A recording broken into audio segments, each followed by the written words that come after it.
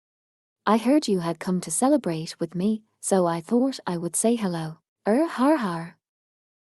This, I mean, it's not really what it looks like. What a great supply of lewd underwear you've brought. Oh, sis, you know about underwear.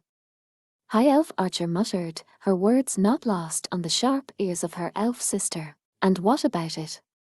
Sister asked, eliciting a choked sound from High Elf Archer. That stuff's not mine, it belongs to my friends, okay. Even worse, then. Going through other people's belongings. For that matter, you, and once the words had started, they came in a torrent, like an epic poem. Your skin is in terrible shape. Your hair is disheveled. Have you forgotten all moderation? Are you looking after yourself properly? I know how dangerous adventuring is, and I know how reckless you can be, and are you really okay? I asked if you're avoiding weird quests, and then you tell me it's a mistake when you do take up a quest. After all, they say in all the world, even demons are second to humans in hatching insidious plans. How many times have I told you that you have to listen carefully to people and then think even more carefully before acting? At last, the elf with the flower crown, who had conducted even her lecture to her little sister with utmost eloquence and poise, collected herself once more. I've been terribly rude. Goblin Slayer didn't speak immediately. He turned his steel helmet to the elf, stayed silent a moment more, then finally shook his head and said, "It's all right." The elf with the flower crown, noticing that her sister had once again begun assiduously organizing the underwear, gave a little sigh. "And you," she said, her eyes narrowing and a smile growing on her cheeks and lips, "must be Oakbolg. That girl calls me such. So it is you." The elf clapped her hands. "I knew that in person you would not be as you are in any song." "Songs are songs," Goblin Slayer said, shaking his head. "And I am me. Well. Tee-hee." Her laughter was like a tinkling bell. It sounded much like High Elf Archer's. "Thank you for always looking after my sister. I hope she isn't causing you too much trouble."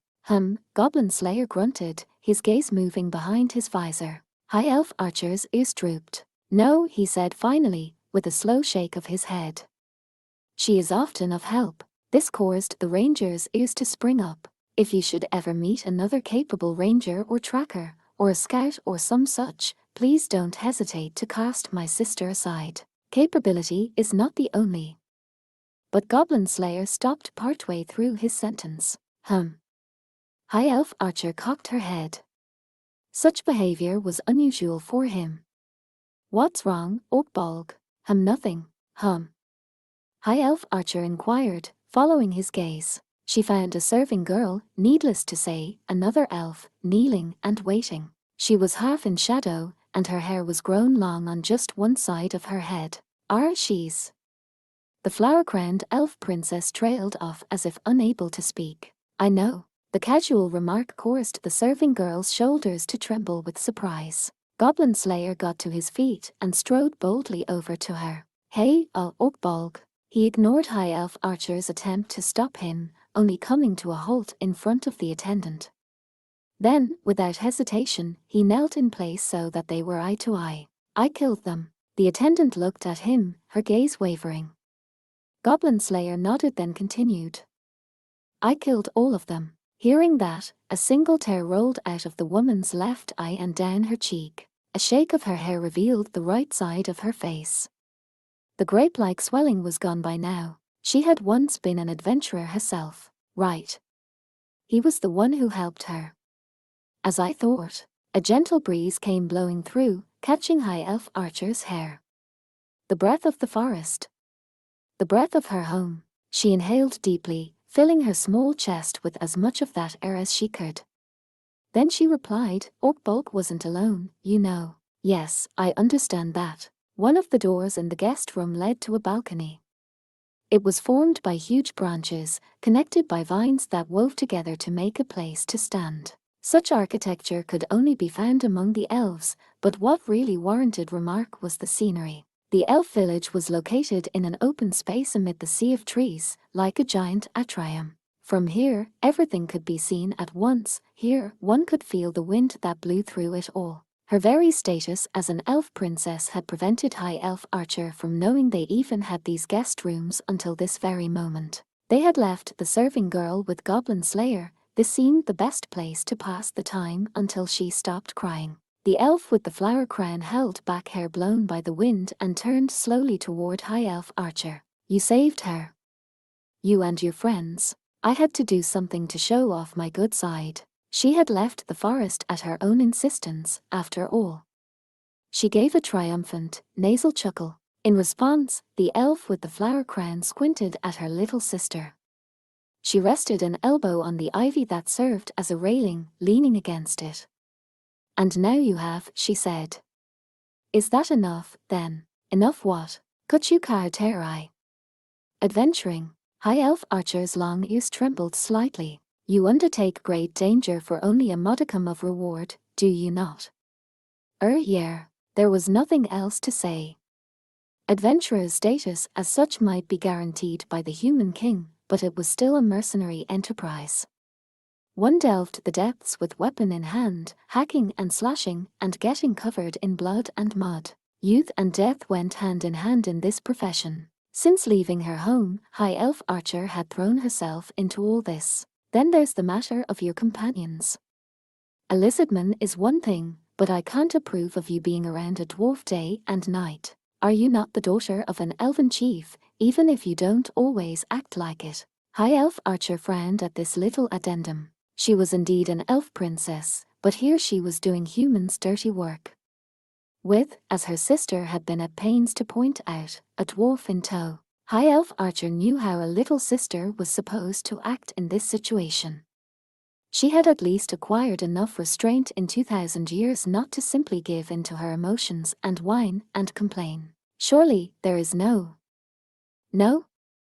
There definitely isn't. Despite her attempts to remain cool, she couldn't help laughing at this. Yes, ancient love songs contained a few ballads that spoke of love between elves and dwarfs, but it was fair to say that such lyrics didn't describe her. Even as her little sister cackled and waved her hand dismissively, the elf with the flower crown let out a sad sigh.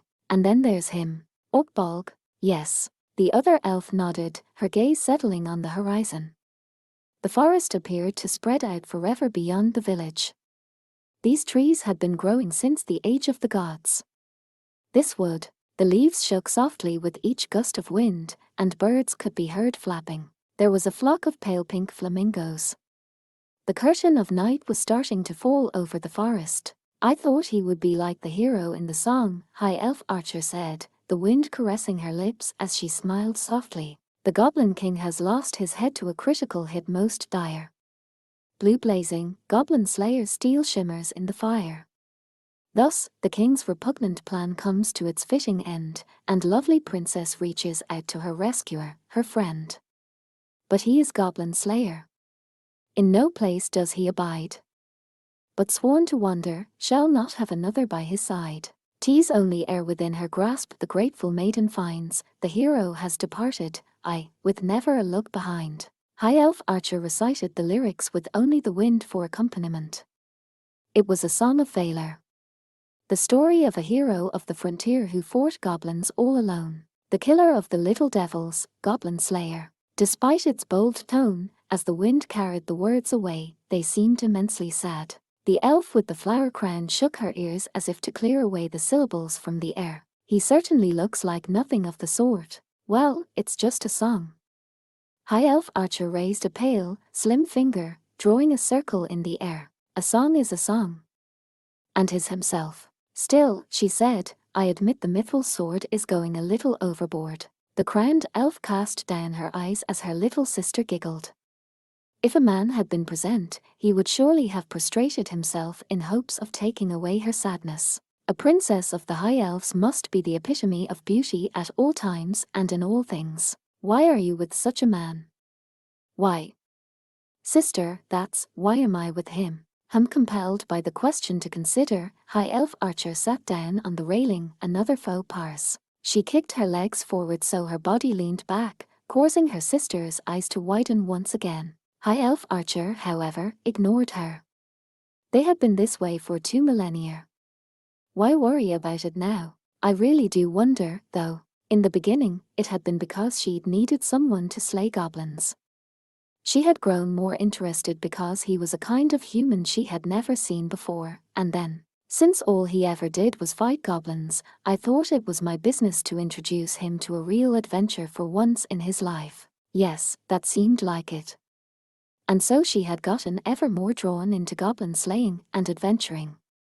She counted off on her fingers and discovered that she had been on more than 10 adventures with him over the course of more than a year's acquaintance. The longer I know him, the less I feel like I can leave him behind. I kind of never get tired of him. Maybe that's it. That's all. And that is why you continue to go goblin hunting. Just every once in a while. High Elf Archer suddenly kicked her legs up, flipping backward through the air so that she ended up hanging upside down from the railing like a bat, from whence she stared at her sister. She was grinning like a cat. And each time, I make sure he takes the front row on a real adventure. You know, the elf with the flower crown said, her voice shaking as she glanced quickly toward the guest room, how this will turn out, don't you? High Elf Archer never lost the ambiguous smile on her face. Nor did she speak. She didn't have to. The despair of an elf who found living a burden needed no explanation. Then why? We each have just one life, sister, High Elf Archer said, flipping back up through the air. She clapped her hands together to clean off the dust, letting the wind take her hair as she nodded. Elves and humans both, dwarfs and lizardmen are no different. We're all the same that way. Right. Is it possible you? But before the elf with the flower crown could finish her thought, a great howl exploded as if from the depths of the earth. The sound, not unlike thunder, caused the flock of flamingos to take to the air in a panic. The cracking of trees continued, along with a cloud of dust. Sister, get down. Whir. High Elf Archer instantly moved to cover her sister. She instinctively reached behind her back, but her great bow was in the guest room. She clucked her tongue, but then her ears twitched, and a smile tugged at the edges of her lips. She raised her hand, and an instant later, the bow dropped into it. What happened? Kindly don't throw people's weapons, please. She didn't even have to turn around. There would be a man there, in a cheap-looking steel helmet and grimy leather armor, with a sword of a strange length at his hip and a small, round shield tied to his left arm. Goblin Slayer, in full armor, came out of the room as calm as ever. Is it goblins? I don't know. He tossed her quiver to her, and she quickly tied it at her waist, her ears twitching. Please? Look after my sister. I will. Goblin Slayer pulled a sling from his item bag and loaded a stone. He dropped to one knee, covering the other elf's head with his shield. Stay down. Crawl back to the room. Why you dare ask me to crawl? If there are goblins here, they may have archers with them. High Elf Archer sneaked a glance at her speechless sister out of the corner of her eye, grinning the whole time, then jumped up on the railing of the balcony. She kept her balance with no trouble at all, and then she made another jump. She climbed up the trunk of the great tree, then out to the edge of one of its massive branches. She was light as only an elf could be, not so much as breaking a twig or disturbing a leaf. Millimeter. HMMN. Then her eyes were wide. She saw something that could not be. It was a massive beast. It trod upon the earth with legs like pillars, and its tail made an audible sound as it cut through the air. Something like a fan sprouted from its back, and its body, thicker than a wall, was covered in tough skin. It cleared away the trees with horns like spears, and its back, which looked like a throne, had to be at least 50 feet high. The beast turned its rope-like neck, opening its great, fanged jaws. Mukiel, I see, Goblin Slayer said, looking at the beast from the far side of the balcony as the air shook. So that is an elephant. No, it's not. High Elf Archer shouted back. This was the first time in her life she had ever seen this creature. But every elf who was raised in the rainforest knew of it. Emerin Duker, Mubiel, Ngume Mun. Killer of water monsters, creature with a fan on its back, great lord of the serpents. In other words, Mokelmuband. The one that stops the waters.